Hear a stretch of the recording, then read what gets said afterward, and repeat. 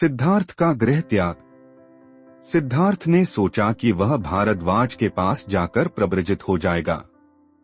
भारद्वाज का आश्रम कपिलवस्तु में ही था। तदनुसार वह अपने सारथी छन्न को साथ लेकर और अपने प्रिय अश्वकंथक पर चढ़कर आश्रम की ओर चला। जो ही वह आश्रम के समीप पहुंचा, द्वार पर ही एकत्र हुए पुरुषों और स्त्रियों ने उसे ऐसे घेर लिया मानो वह एक नयनवेली वधू का स्वागत कर रहे हों। जब वे उसके सामने आए, उनकी आंखें आश्चर्य से खुली रह गईं। उन्होंने बंद कमल की तरह हाथ जोड़कर उसे नमस्कार किया। वे उसे घेरे खड़े थे। उनके हृदय भावाविष्ट थे। वे ऐसे खड़े थे कि मानो वे अपने अर्धखिले नेत्रों से उसका पान ही कर रहे हों। कुछ स्त्रियों ने तो यही समझा कि वह कामदेव का साकार रूप है, क्योंकि वह अपने लक्षणों तथा अलंकारों से ऐसा ही अलंकृत था। कुछ दूसरी स्त्रियों ने उसकी कोमलता और ऐश्वर्य की ओर ध्यान देकर सोचा कि अपनी अमृतमयी किरणों के साथ चंद्रमा पर उतर आया है। कुछ दूसरी स्त्रियां उसके सौंदर्य से इतनी पराभूत थीं कि वह मुंह बाए खड़ी थीं, मानो वे उसे निगल ही जाएंगी। वे लंबे आश्वास ले रही थीं। इस प्रकार स्त्रियां केवल उसकी ओर देख ही रही थीं। न उनके मुंह में शब्द था, न चेहरे पर मुस्कुराहट। वे उसे घेरे खड़ी थीं और उसके प्रव्रजित होने के निश्चय पर आश्चर्य से विचार कर रही थीं।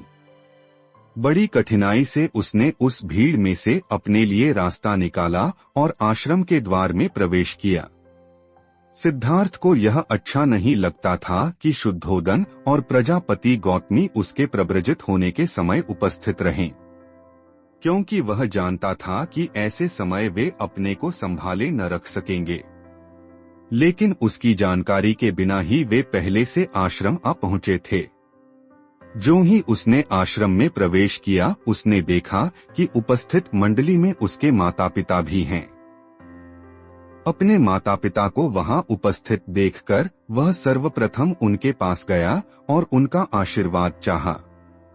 वे भावना से इतने अधिक अभिभूत थे कि उनके मुंह से एक शब्द नहीं निकल रहा था। वे लगातार रोते रहे। उन्होंने उसे छाती से लगाया और आंसुओं से उनका अभिषेक किया। छन्न ने कंथक को एक पेड़ से बांध दिया था और उसके पास खड़ा रहा। जब उसने देखा कि शुद्धोदन और प्रजापति आंसू बहा रहे हैं, तो वह भी भावनावश अपने आंसुओं को न रोक सका। बड़ी कठिनाई से अपने माता पिता से पृथक हो सिद्धार्थ वहां गया जहां छन्न खड़ा था। उसने वापस घर ले जाने के लिए उसे अपने वस्त्र और गहने कपड़े दे दिए। तब उसने अपना सिर मुंडवाया। ऐसा करना परिव्राजक के लिए आवश्यक था। उसका चचेरा भाई महानाम परिव्राजक के योग्य वस्त्र और भिक्षापात्र ले आया था। सिद्धार्थ ने उन्हें पहन लिया। इस प्रकार परिव्राजक का जीवन व्यतीत करने की पूरी तैयारी करके वह भारद्वाज के पास गया कि वह उसे विधिवत प्रव्रजित कर दे। अपने शिष्यों की सहायता से भारद्वाज ने आवश्यक संस्कार किए और सिद्धार्थ गौतम के परिव्राजक बनने की घोषणा कर दी। यह याद करके कि उसने शाक्य संघ के सम्मुख दोहरी प्रतिज्ञा की थी, एक तो प्रव्रज्या लेने की और दूसरे अविलंब ही शाक्य जनपद की सीमा से बाहर हो जाने की। सिद्धार्थ गौतम ने प्रव्रज्या का संस्कार समाप्त होते ही अपनी यात्रा आरंभ कर दी। जो जनसमूह आश्रम में इकट्ठा हो गया था वह असामान्य था। सिद्धार्थ गौतम की प्रव्रज्या की परिस्थिति भी असामान्य ही थी।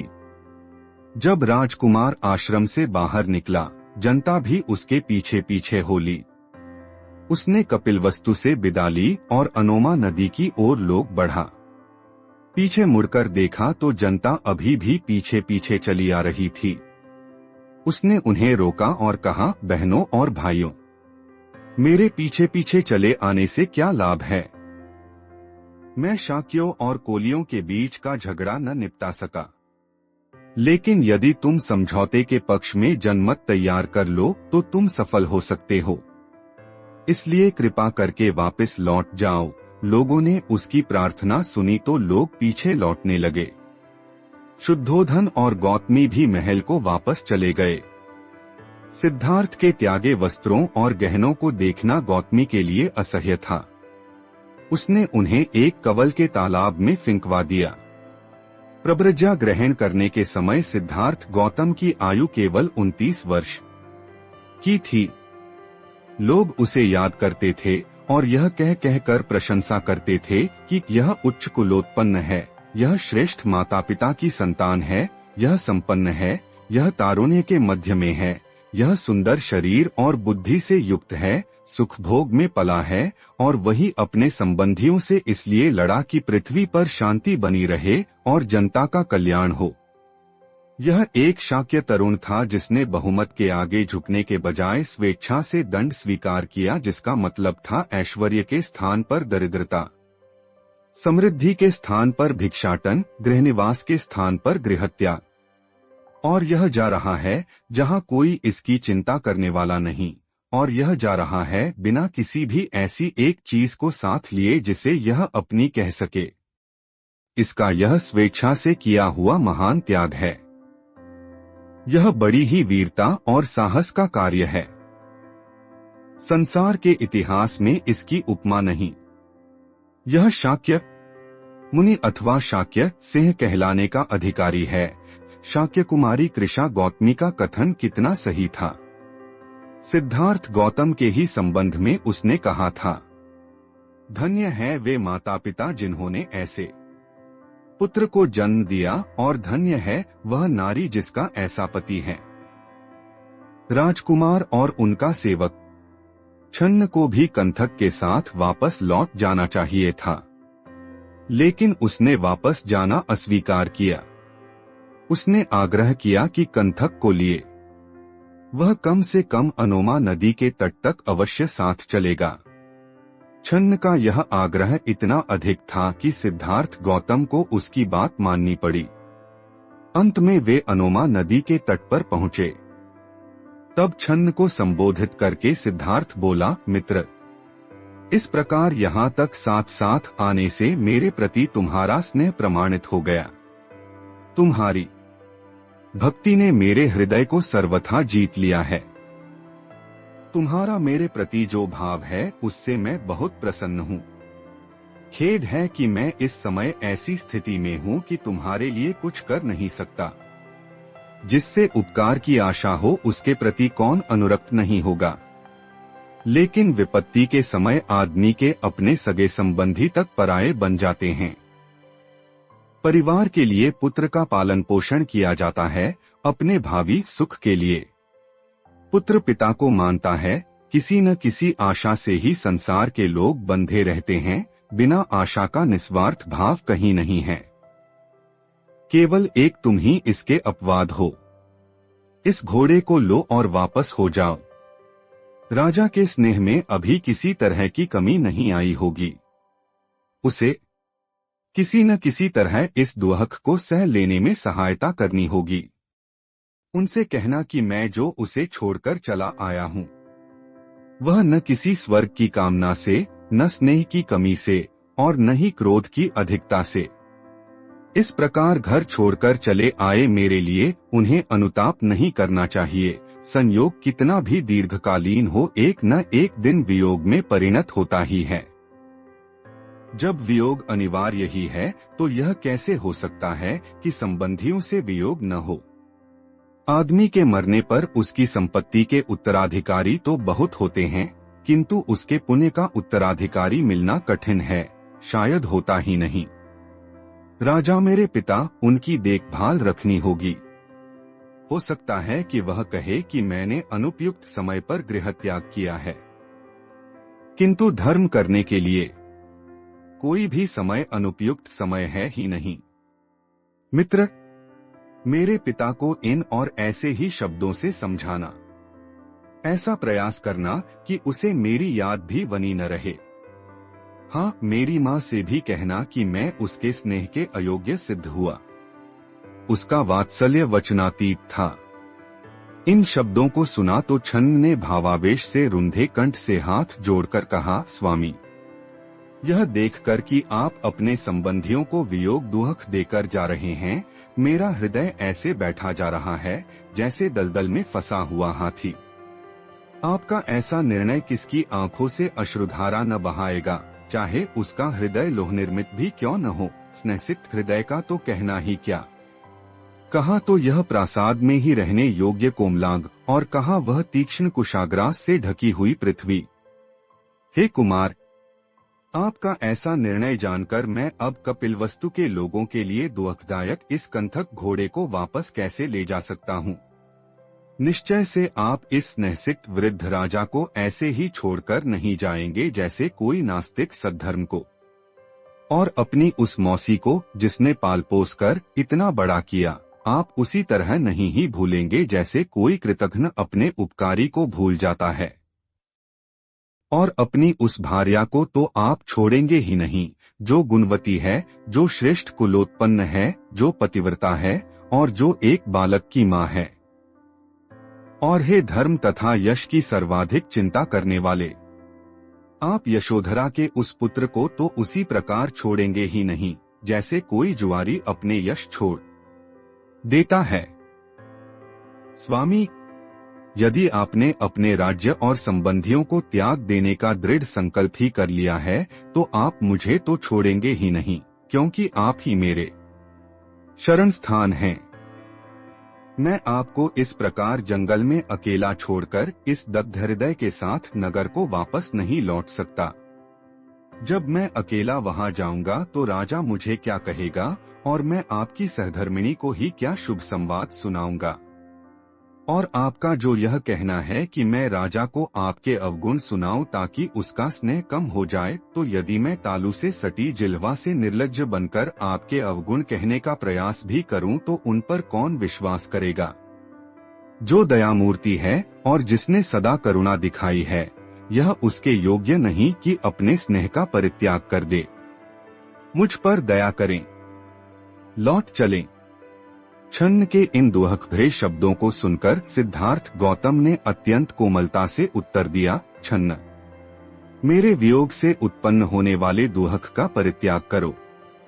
नाना जन्म ग्रहण करने वाले प्राणियों के लिए परस्पर का वियोग अनिवार्य है। यदि मैं स्नेह के कारण आज अपने संबंधियों का परित्याग न भी करूं, तो भी एक न एक दिन मृत्यु हमें एक दूसरे से अनिवार्य तौर पर पृथक कर ही देगी। जिस मेरी माँ ने मुझे इतना कष्ट सहन करके जन्म दिया था, अब वह कहाँ है और मैं कहाँ हूँ। जैसे पक्षी अपने विश्राम वृक्ष पर इकट्ठे होते हैं किंतु फिर नाना दिशाओं में उड़ जाते हैं, यही प्राणियों की दशा है। उनका भी वियोग अवश्यंभावी है। जैसे बादल एकत्र होकर फिर पृथक पृथक नाना दिशाओं में चले जाते हैं, यही प्राणियों की दशा है। उनका भी वियोग अवश्यंभावी है। और क्योंकि यह संसार इसी प्रकार परस्पर एक दूसरे की वंचना करता हुआ गतिमान है, इसलिए संयोग के समय किसी भी चीज को अपना समझ बैठना भयावह है। क्योंकि यह ऐसा ही है, इसलिए मित्र, शोक मत करो, वापस लौट जाओ। यदि मन नहीं ही माने तो जाकर फिर वापस चले आना। बिना मुझे कुछ और कहे कपिलवस्तु के लोगों से जाकर कहना कि उसके लिए जो तुम्हारा स्नेह है उसे छोड़ दें, क्योंकि उसका निश्चय दृढ़ है।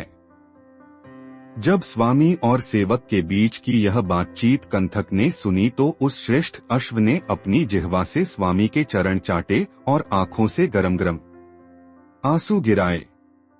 उस हाथ से जिसकी अंगुलियां जुड़ी हुई थीं, उस हाथ से जिसमें मंगल स्वस्ति अंकित था, उस हाथ से जिसकी हथेली अंदर को थी, गौतम ने उसे थपथपाया और एक मित्र की तरह संबोधित करके कहा, कंथक, सहन कर, अश्रु मत बहा, तेरा परिश्रम शीघ्र ही सफल होगा। जब छन्न ने देखा कि अब शीघ्र विदा होना ही होगा, तो उसने गौतम के उस परिव्राजक रूप को नमस्कार किया। कंथक और छन्न से विदा लेकर गौतम भी अपने मार्ग पर चल दिए। छन्न ने जब देखा कि उसका स्वामी राज्य त्याग कर परिव्राजक का वेश धारण किए चला जा रहा है, उससे न रहा गया। वह अपने हाथ उठाकर जोर से चिल्लाया और जमीन पर गिर पड़ा। जब उसने पीछे मुड़कर देखा, वह एक बार फिर जोर से चिल्लाया। उसने अपने कंठक के गले में हाथ डाले। वह निराश और भग्न हृदय फिर अपने मार्ग पर आगे बढ़ा। रास्ते में कभी वह चिंतित हो उठता, कभी पश्चाताप करता, कभी लड़खड़ाता, कभी गिर पड़ता। इस प्रकार स्नेहविदीर्ण हृदय से उसने रास्ते भर नाना तरह की बातें की। वह स्वयं नहीं जानता था कि वह क्या कर रहा है। छन्न की वापसी।